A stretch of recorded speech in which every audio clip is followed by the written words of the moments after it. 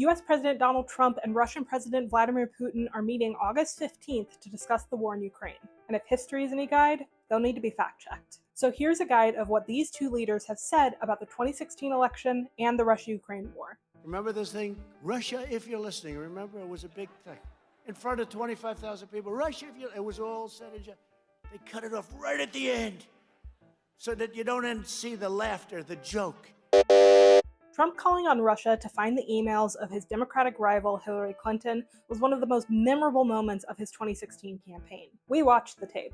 There was no laughter. Russia, if you're listening, I hope you're able to find the 30,000 emails that are missing. I think you will probably be rewarded mightily by our press. Let's see if that happens. That'll be next. Yes, sir.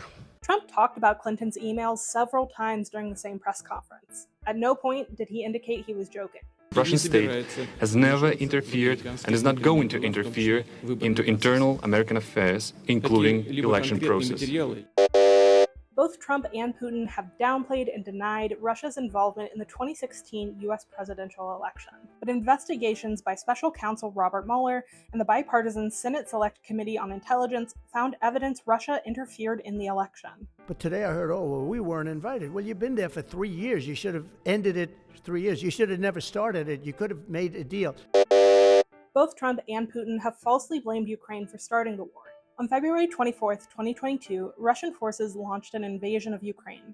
Putin called it a special military operation. To set the stage for the invasion, Putin long denied Ukraine is even a country and falsely characterized its history and culture. No, we haven't achieved our aims yet, because one of them is denazification. This means the prohibition of all kinds of neo-Nazi movements. Putin and his government have falsely claimed Ukraine is a Nazi state as a justification for Russia's invasion. Historians who study genocides and the Holocaust said Putin's narrative was factually wrong, morally repugnant, and deeply offensive. Neo-Nazi groups exist in Ukraine just like they exist in the US and Russia, but Putin overstates their power. If you want live fact checks from Trump and Putin's meeting in Alaska, head to the link in our bio.